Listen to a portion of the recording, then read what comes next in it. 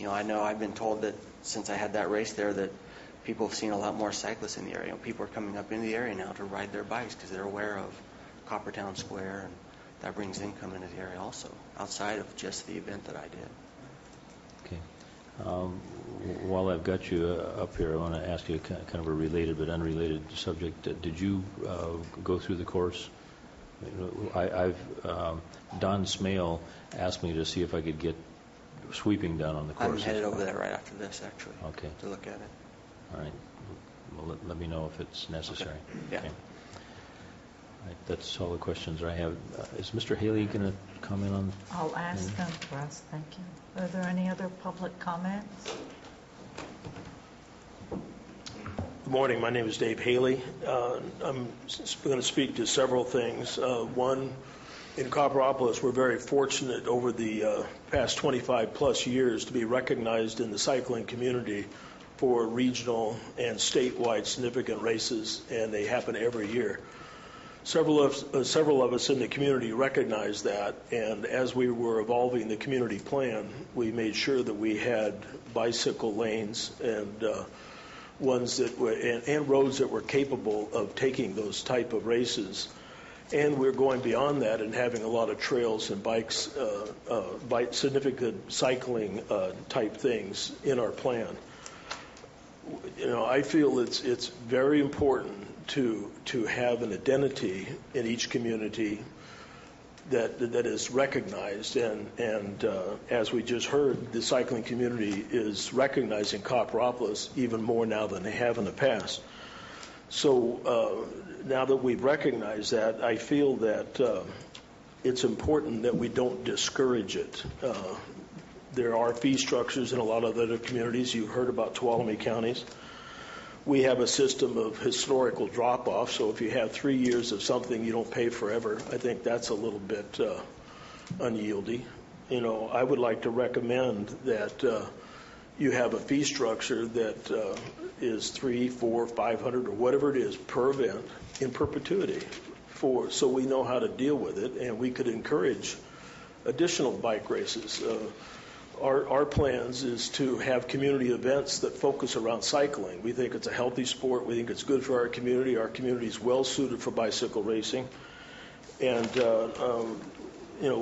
I think it's wise to do that and to have us pay 6, 7, 10, 20, 30 years worth of fees per event. I think it's more reasonable for a county to get some money so they could manage the events versus after 3 years never. That doesn't even make sense to me, and if we have events that have the same events for 3 times in any given year, that doesn't make sense to me. We would like to pay a fee every time we have an event, but a reasonable fee. We don't want to discourage the ability to have events. I think every community needs events if they're going to have any kind of economic viability and inducement. We need events, and so I'd like to ask the board to reconsider your whole. I don't know if we call it fees, but your whole your whole fee structure as it comes to events. It needs to be well thought out and reasonable, and have a system that encourages events and make it reasonable. Thank you. So you're recommending that the nonprofits also pay the $300 or $400 every time they submit their permit to? Yes, I do. When we have community events in the town square, we attach a nonprofit every time. And for bike or cycling events, it's the Copper Parks and Rec. We feel the Copper Parks and Rec are going to be the ones who will facilitate cycling in the future. So we do that. So our events are community-based, which there is a category exemption for that. They're also nonprofit, but more importantly, we need community events of outside vendors coming in. No, I understand, but you're saying for all events. So that would be for all nonprofits would also pay the $300 or $400 every time they have one. Like right now we waive this for nonprofits. Or 100. Well, there could be a scale of reasonableness, Well, I just wanted to be clear what you're saying, because you said all events, and there was a purpose why we established what we did, and when we discussed it, And even the time involved to do it for nonprofits, even like Irish Days, which you're familiar with, there's still a lot of staff time, but they pay, I think, $100. Well, I guess therein lies the issue. All of our events, we attach a nonprofit, so they are nonprofit events.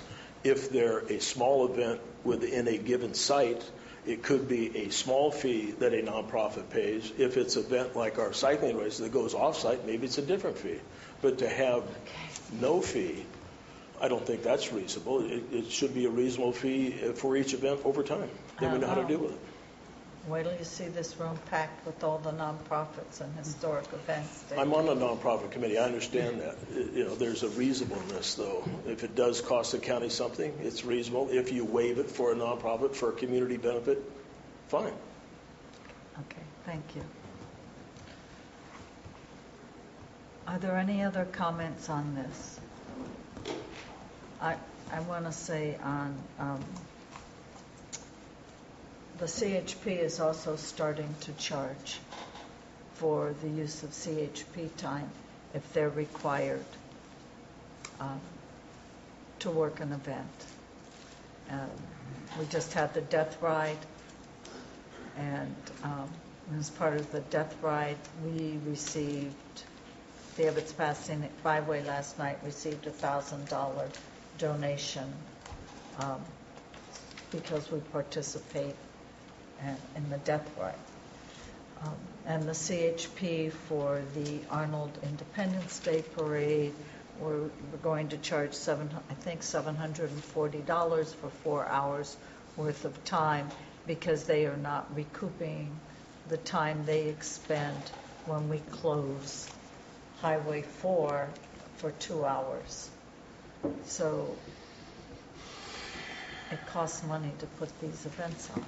And as Dave brought up, how do you pay for it? I understand what Lee said, that brings money in, but if we don't charge, then we're having the general fund pay. And we've just lost another $160,000 in assessed value. So the board needs to take that in consideration when we say that either the general fund pays or we come up with some kind of resolution, whether it's what we have now or some mix and match over providers of the events and the general fund of the county. Okay, as there's no other public comments, I want to bring it back to the board. There's 2 items. One is the request for the permit fee waiver for this event, understanding what we do here could set a precedent, and then what direction we would like to give staff on modifying what our rules are now. Mr. Thomas, it's in. Okay.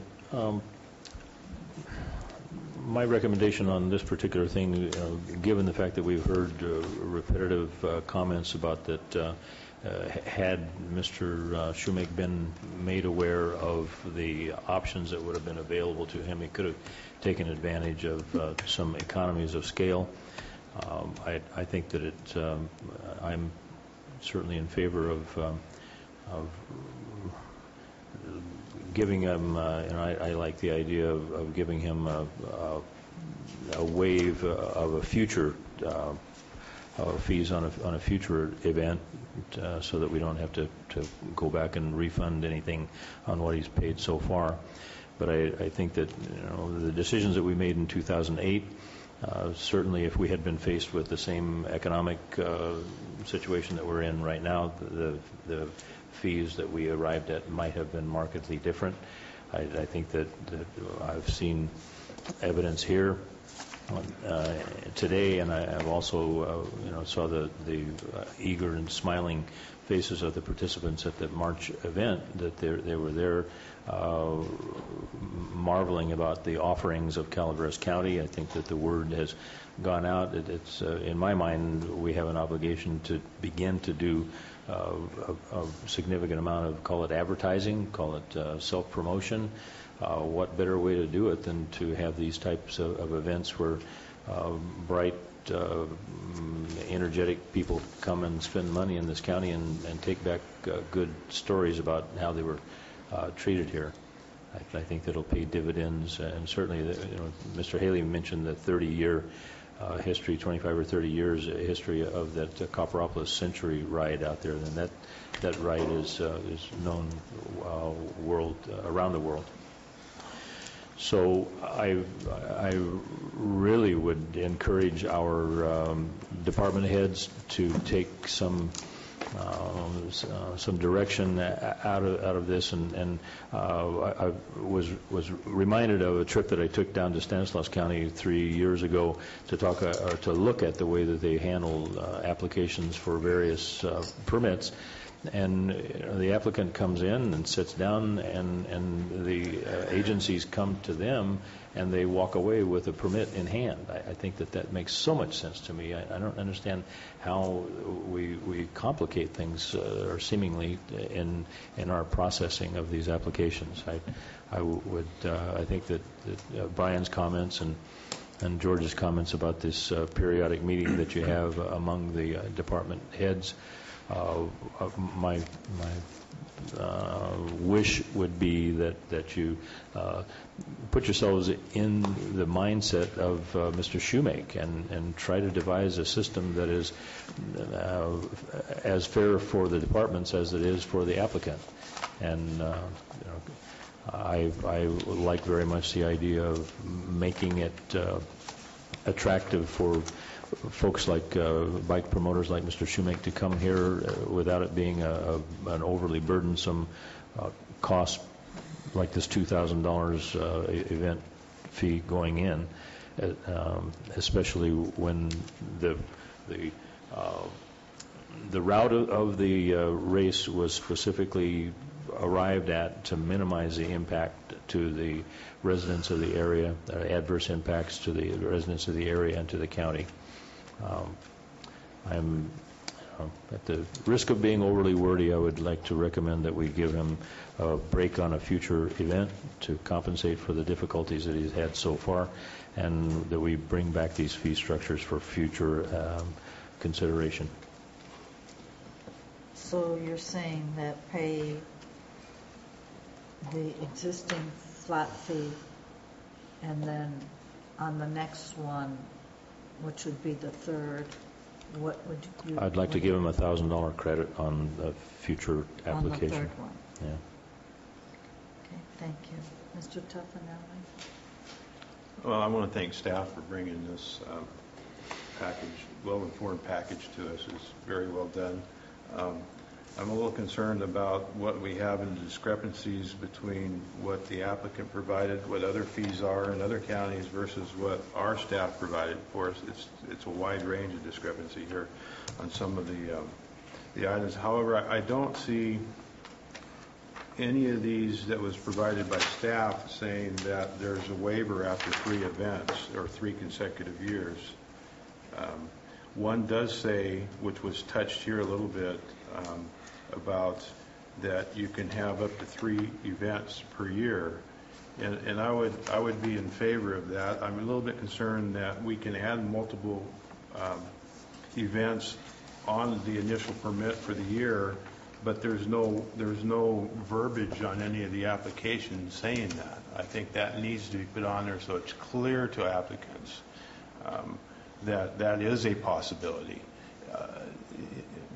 It happens so in this case that it wasn't clear, and here we are trying to make a judgment on what is fair now that it's happened. I'm surprised it hasn't happened before this, since this ordinance came into existence in 2008. However, it is here in front of us.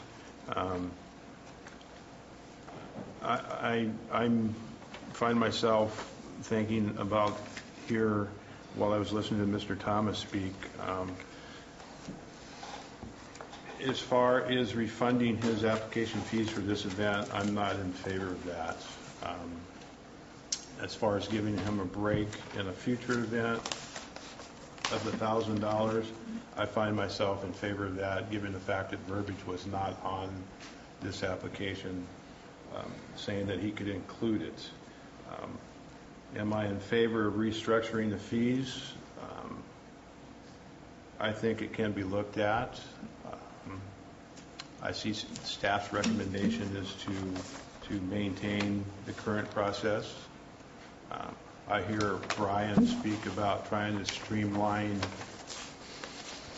his process, so when an applicant does come, decide on the type of event, the size of the event, they know what they need to do, so that would cut down some of the costs. So I think, yeah, we could visit it, we could look at it, and maybe restructure it. I don't think, given what staff is showing us with their information and what it actually costs, that we are that far out of line with what we charge now. So I am in favor of revisiting it if we want to visit the structure. I'm not in favor of reducing or eliminating the fee for special events. I think there is staff time. I think we need to recover our costs. We don't have any cost recovery apparently for county council or sheriff's office. I'm interested in what the total cost it is when somebody tries to put on a event here in Calaveras County, the total cost for all of it. And that concludes my comments. Okay, Mr. Walensky. Well, we're being asked to take a look at two things. One is, what's our overall policy?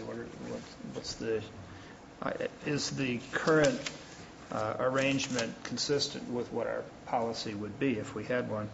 Secondly, what do we do in relation to this case? So I'll start with policy. I think it benefits. This county is a great destination, which is one of the least known destinations in California. Bringing people to the county to recreate has got to be part of our economic theory of how we're going to be prosperous without wrecking the place. And in my view, the policy, whatever we do policy-wise, should encourage events such as this and many others to take place. I think that the problem with having a one-size-fits-all fee is apparent to me. There are all kinds of different events. And I'll just list a few that I'm aware of. We have music festivals and concerts. We have harvest and farm events. We have bicycle races, foot races, galas, fundraisers. And they have a lot of variables. They have different effects on, does county council get involved? Does it affect traffic? Some of these don't affect traffic hardly at all. Others close roads for hours and even entire days.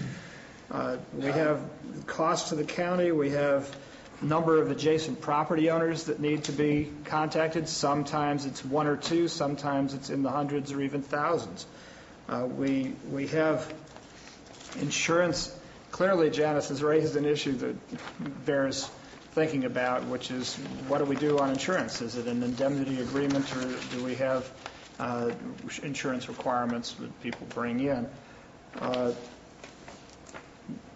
My view is that it would be a lot better to try to slide the scale on a number of bases. Number one, maybe we need to have a loss leader approach that would actually encourage people to come in and try an event, and if it's successful and gets larger and larger, maybe there should be cost compensation to the county equal to the cost of our expenses, but maybe not at first. Maybe having some incentive to come in would be a good thing ultimately for the county and the communities and our economy. I like the 3 and out because for things like, events that have been going on for 70 or 100 years, the Moke Hill 4th of July, was shocked to find out that it was suddenly going to be paying fees after being a traditional thing that was just a community fest, and that was a pro forma. They'd been doing it the same way for all these years, and it seemed to have no effect on county except for the people of Moke Hill, who all participated. In fact, almost the entire town is in the parade. Notice to people isn't necessary. Everyone knows it's coming, for generations. So that's different. It really is. These things are different, and maybe it's important for us to review our ordinance in relation to that as well. But I still favor waivers for nonprofits. Those are often groups that are doing work that benefits or in partnership with the county, and sometimes even substitutes their services for what the county might otherwise have to provide. So I'm very favorable to continued waiver for nonprofits. Anyway, I look forward to that discussion, but that's not today's primary focus. I agree with Supervisor Toffanelli in as much as I don't think waiving a fee, we've already done this work. We've incurred the costs, but we also neglected to have in our notices what the options were, and I think that there needs to be some makeup for that. I believe the $1,000 is appropriate. I agree with both previous speakers on that topic and would support that. But I do urge staff to think of these comments and see whether we can come up with a more flexible approach that actually mitigates toward achieving the public policy goal of being a welcoming place to these good events, but at the same time recognizes how different the events are and their costs to the county. Mr. Tryon. For myself, I am in favor, or would be in favor, of waiving the fee. I don't think that's an exception to the rule, because I think that is the rule. It's just that there was no notice of it, and I view that as an oversight of the county, not the applicant. The applicant has no way of knowing what the rules are. He comes in and asks the county what the rules are, and the county hands him an application, and he fills it out. So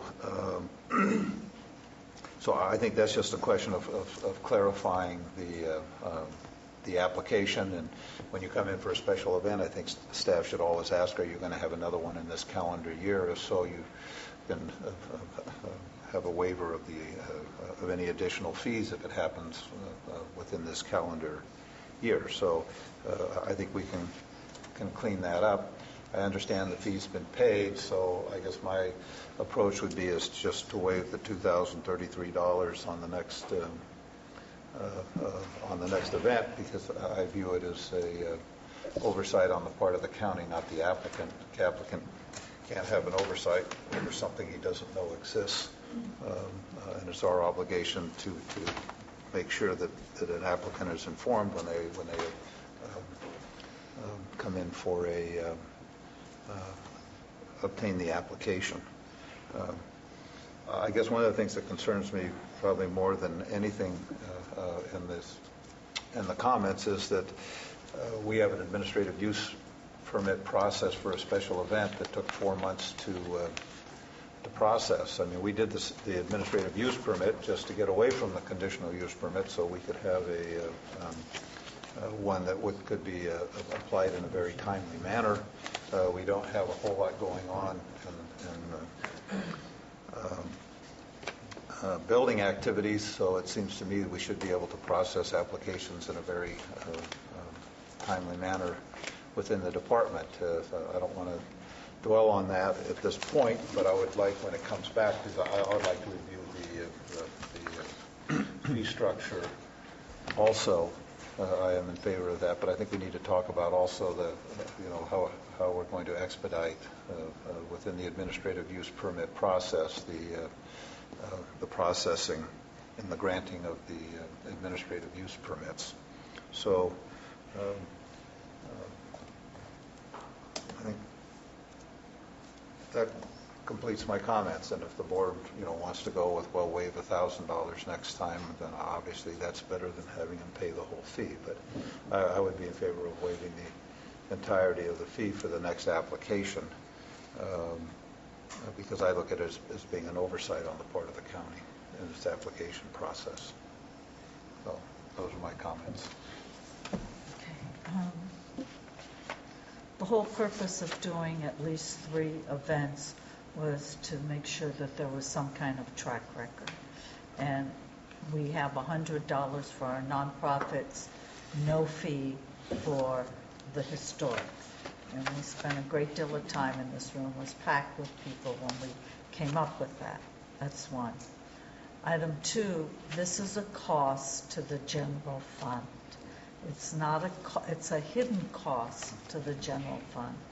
So, I mean, whether we want to waive all these fees or reduce the fee, remember how it's going to be paid and who's not paying for it now. And it could be, and as we have more events, and the communities, our communities, are starting to have more events, and Copper's a good example, then we're adding that cost, that hidden cost, to the general fund. And Ms. Boyce, it might be appropriate at budget time to remind the board of what the hidden costs are of when we do things, but it doesn't it's not a line item cost. I think we set this up specifically. I'll support Mr. Thomas's recommendation. I was going to be a little bit more generous in that the current cost for the current application was $1,100. The first one costs more than the flat fee. This one, because there was some history, it went to $1,100. That was what I was going to propose versus the flat fee, and that maybe the third one also be the $1,100. And then if we go to, you have more than 3, then we do a no fee. I think I agree with Gary, we need to come back and look at some of those. So we need to look at what county, maybe the type of event it is.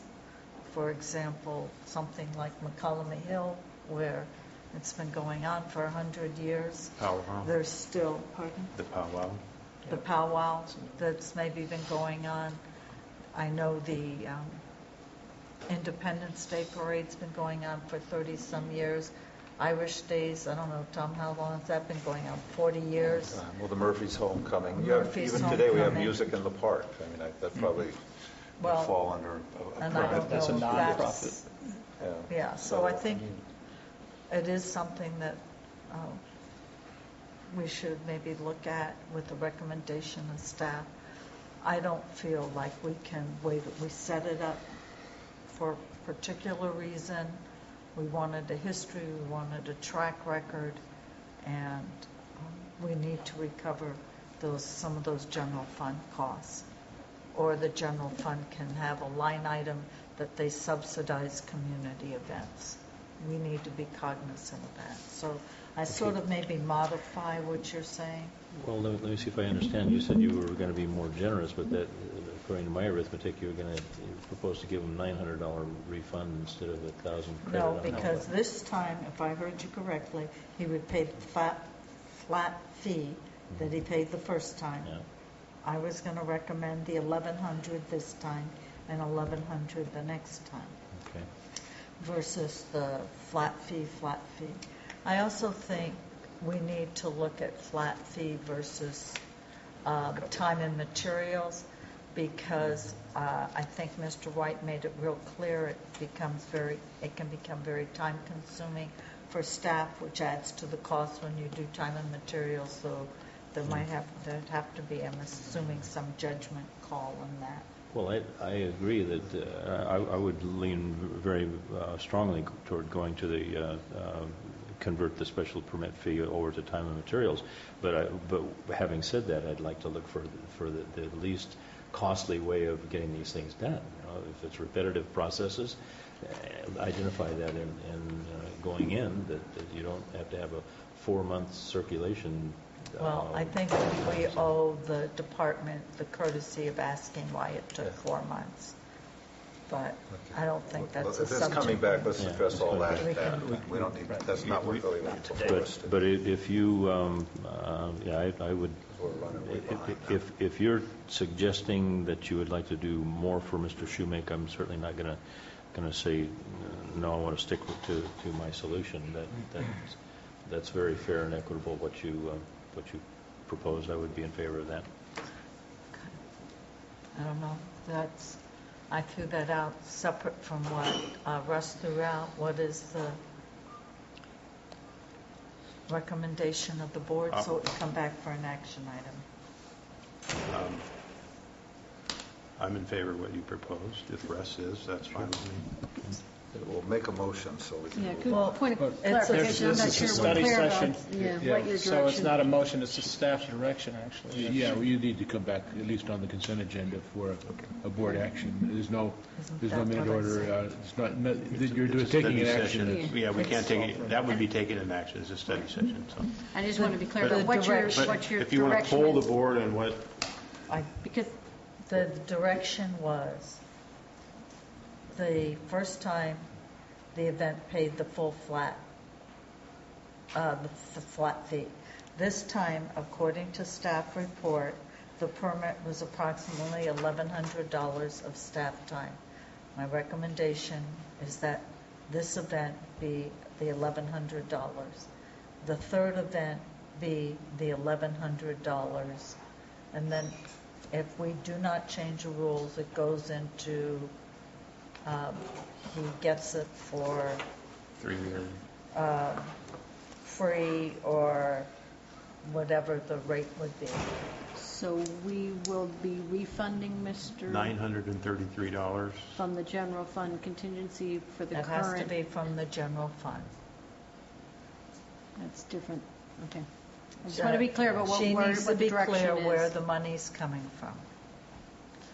So that was my recommendation, Mr. Thomas. Well, I support that recommendation, but I'd like to remind the board that this is really the practical reality is no different than some applicant comes in and pays a fee, and the project doesn't go through, and we refund his money.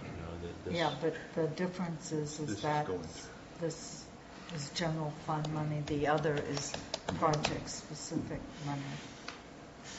So that's where the money does not go into the planning department's budget, it's in general fund. So the refund comes from general fund versus a Castle and Cook project. I'm still in favor of that resolution, yes. Of what? Of resolving the matter in the way that Supervisor Callaway has recommended, that it would be a... Okay, we'll make a motion, let's go. Tom, we Well, can't make a motion. Can't make a motion. motion. I'm just polling the board. Do you accept it or not? Yes. Yes. Yes. Yes.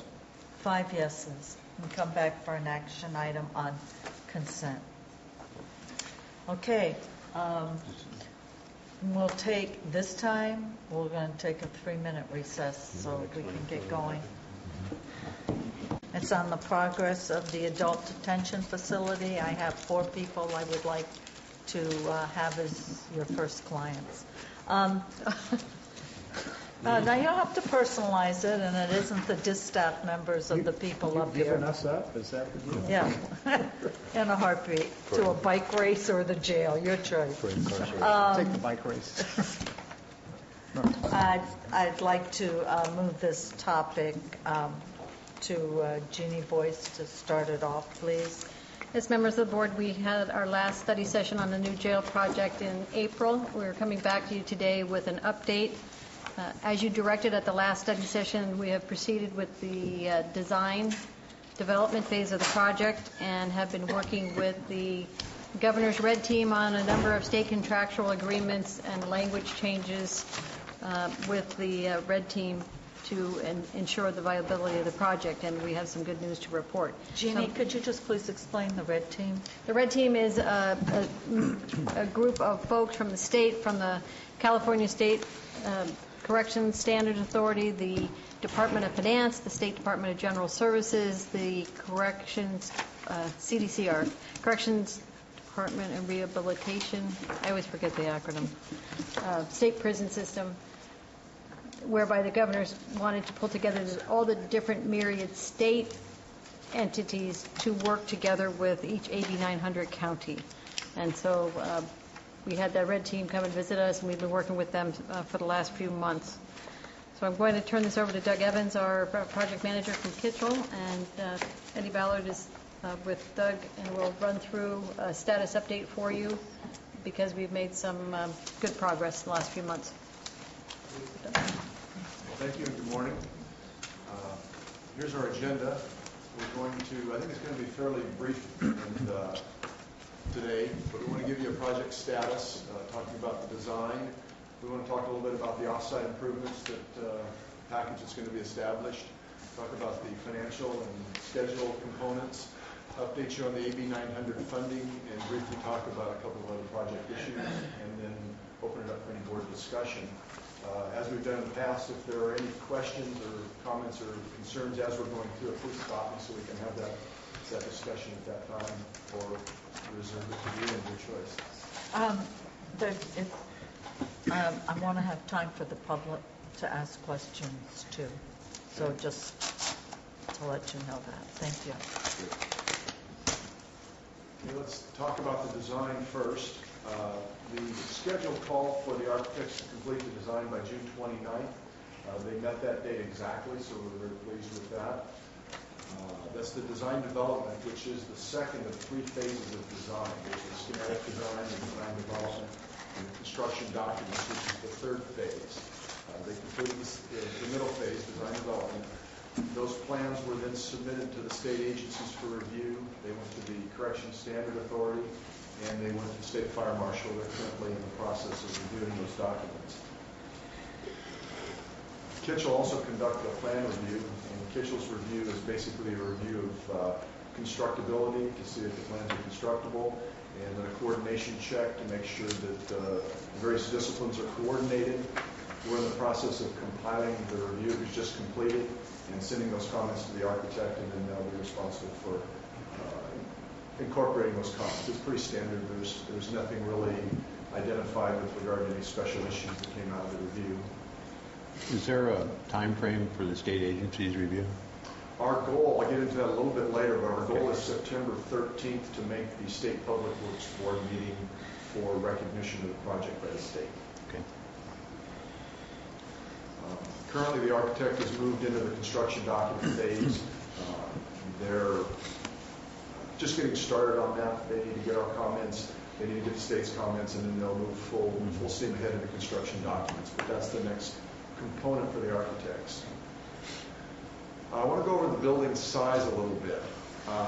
The building is currently, all 3 buildings are currently 130,000 square feet. The last time we brought this to the board, it was 114,000 square feet. And the majority of the adjustment was in the jail building. And the reason for this is twofold. First of all, and I'll talk about this more in detail in the presentation, but we've taken a look at the costs that were previously estimated last year and earlier this year. And Kitchell and our estimating consultants are of the opinion that the market, the construction market, is declining, and bids are coming in significantly under budget, and we felt it would be appropriate to take a market reduction factor of 15%. And we can talk about that a little bit later. I've got some information to present on that. The other item was we took a look at the jail itself, and the jail is funded by the state. All the construction is funded by the state. If we reduce the jail below the amount of state funding, then the state will just reduce that funding to the county. So we felt we didn't need to do that.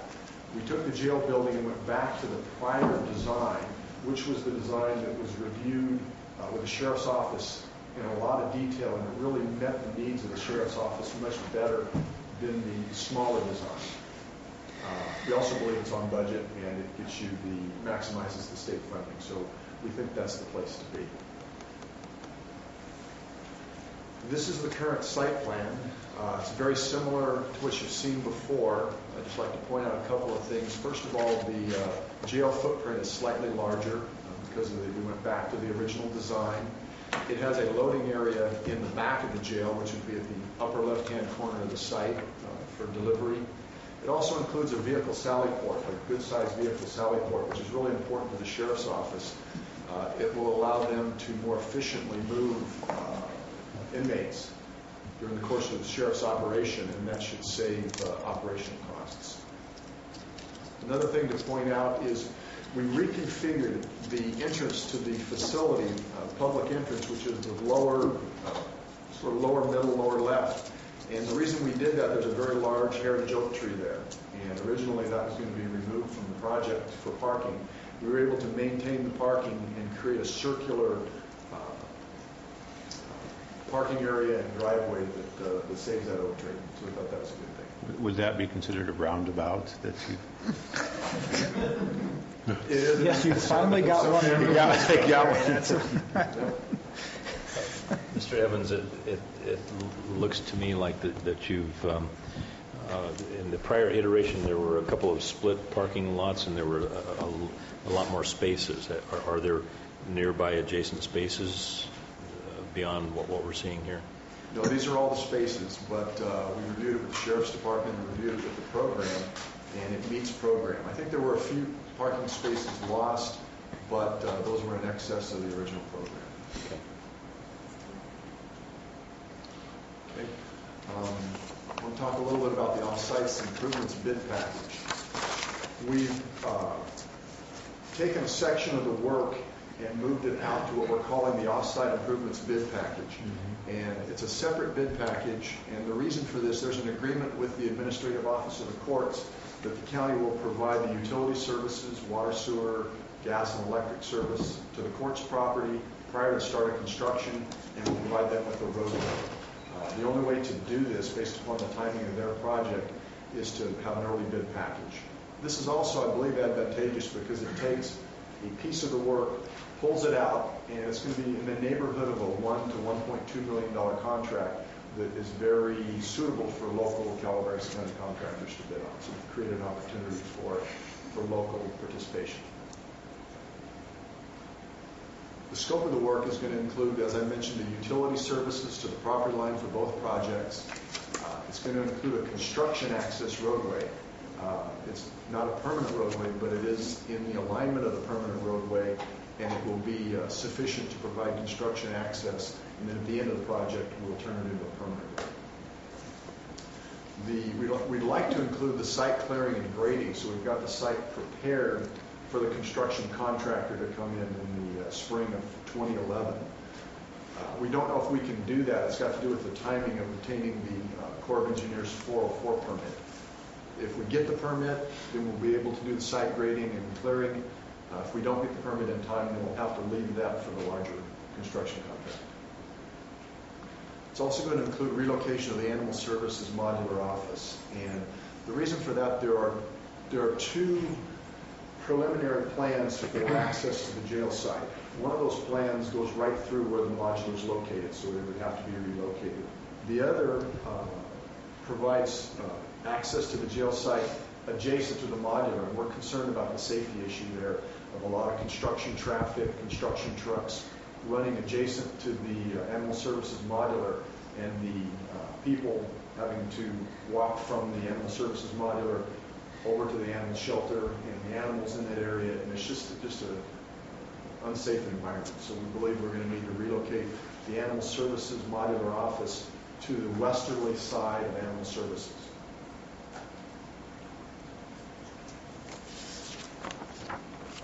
This is the schedule for that work. We're looking for a alignment decision from the new consultants that are being hired by Public Works by August 31st. Once we get that, we'll direct the consultants, PSA Dewberry and RBF Engineering, to complete the design. We'll obtain the permits from the sanitary district and the water district, and we'll bid the contract, move forward with construction, and anticipating that preliminary construction being done by early April. That would be 2011. That's a typo. Yes, it would be 2011. My apologies. Is there additional costs for splitting that scope of work, the off-site improvements, and putting that package together versus when it was a whole package? Yeah, there may be a little bit of additional cost. It may be offset by smaller markups of a local contractor rather than a large general contractor. So I think it's debatable, but my consensus or my opinion would be there would be a little bit of increase in cost to do that. But we have to do it to meet the commitment to the courts. Okay, let's talk about the financial status of the project. We presented this in the original study session we had with the board in February, but I just wanted to come back and revisit it. This is an overview of the project revenue. As you can see, it's about $30 million from Measure J funding. That's the net amount after costs. The AB 900 funding is $26.4 million. There is some interest income that we've added into the revenue for the project, which we believe is a very conservative calculation. And then the agreement with the courts has a $500,000 reimbursement for us providing roadway to the project for the courts.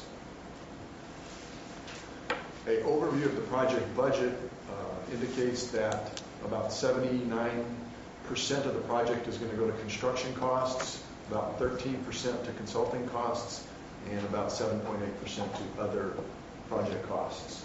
But you can see that the project budget, total project budget of $58.9 million, and the anticipated funding are in balance.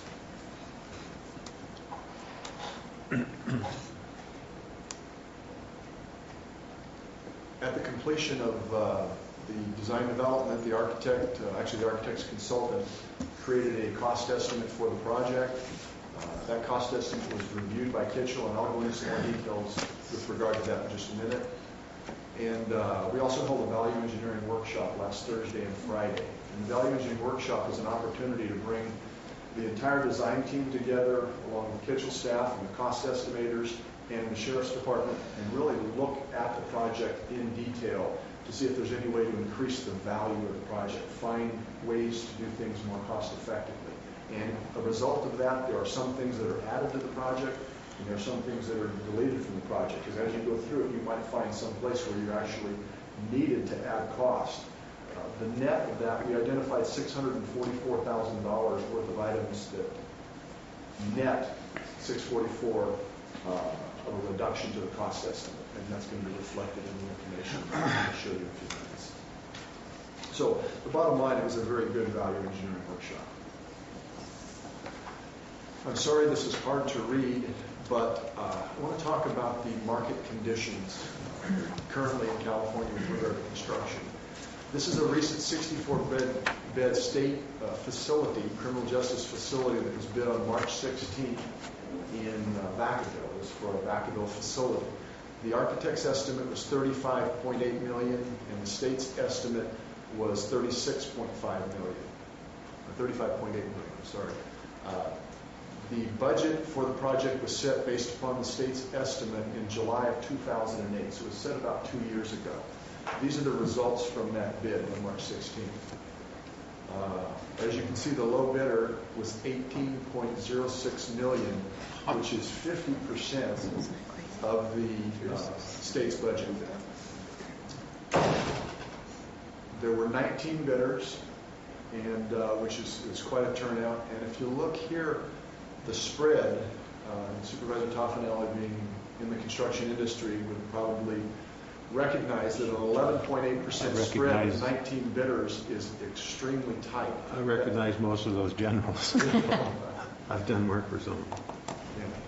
Yeah. And that means that everyone is basically bidding these projects at a bare bones position. And you ask, how can they get there?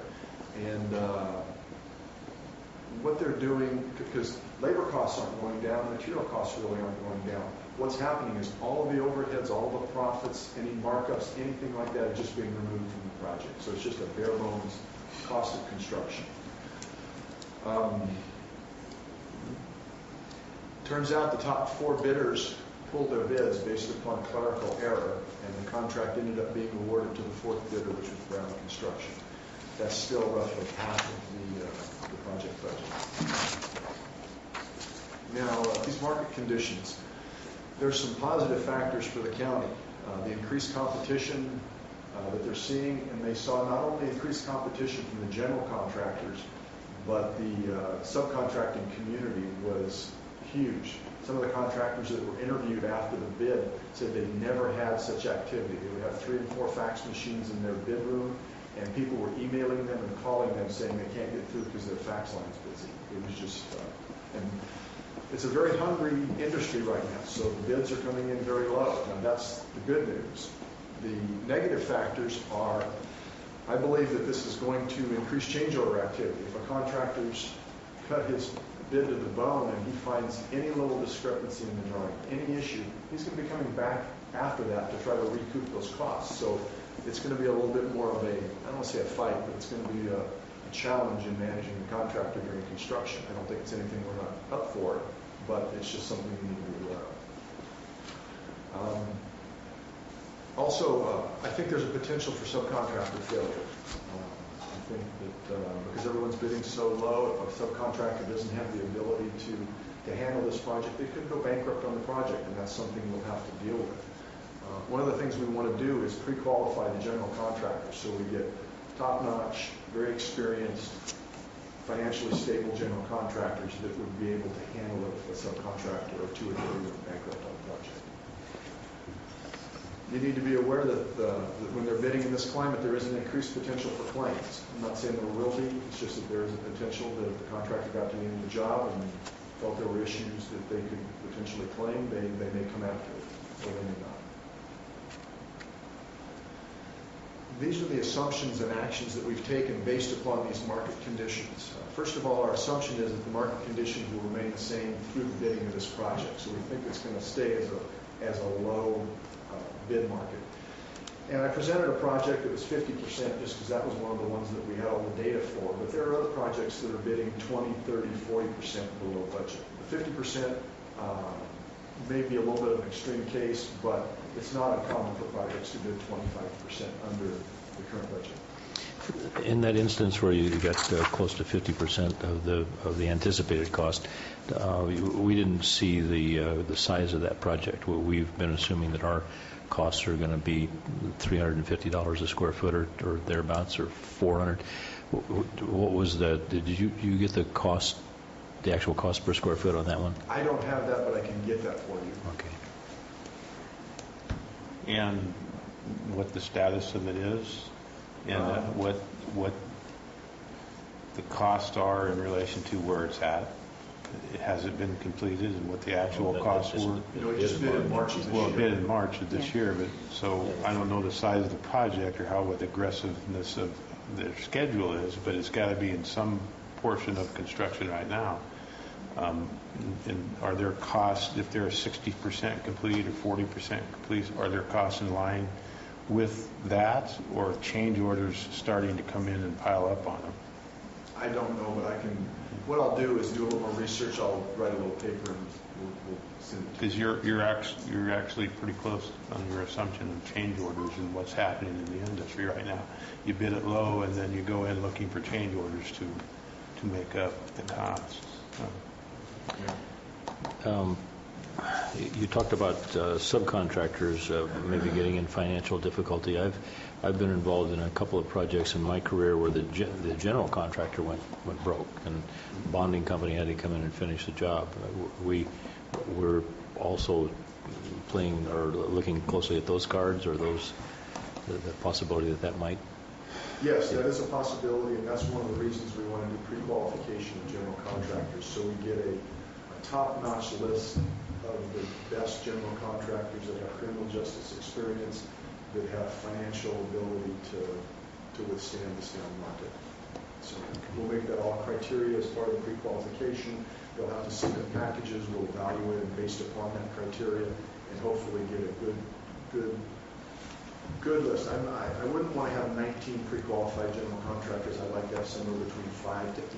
I think that creates competition, but it also interests the larger, more reputable contractors that we're not going to pre-qualify some contractor that's going to cut the price so low that it wouldn't be worth them even submitting a bid. And then we end up losing some of the top-notch contractors from bidding. So I think 5 to 8 bidders is sort of a target, but it's really going to depend on what they submit and how many pre-qualify. I've already had contact from a number of contractors with interest in bidding this project.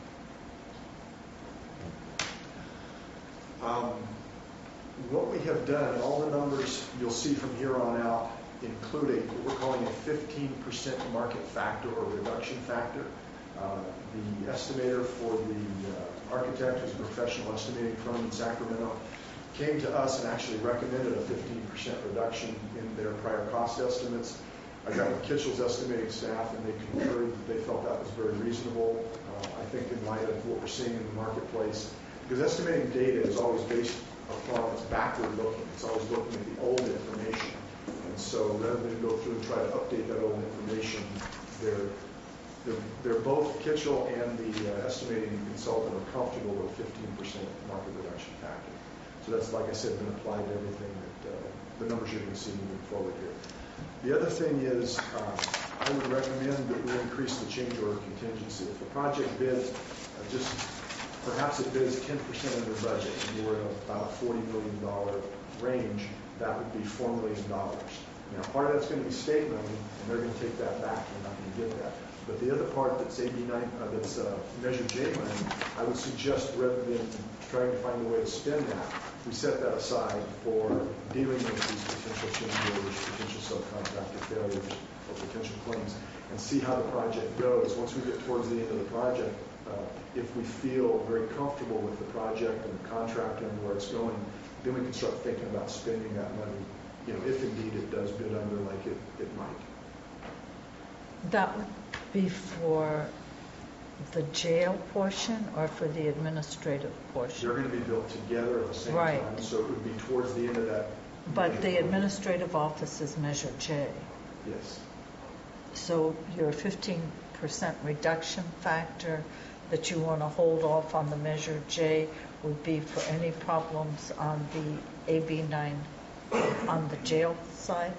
Well, we've taken our cost estimates that the architects have prepared and Kitchell has reviewed, and we've reduced those numbers by 15%. So the projected cost is 15% less than what we thought it was last year. If that comes true and we end up bidding even below that, to where there's money between the budget and the construction contract, my recommendation is that we set that aside for additional contingency to deal with issues that may come up throughout the course of the project. Thank you. You mentioned early on that the state would only give you the amount of money that it costs, but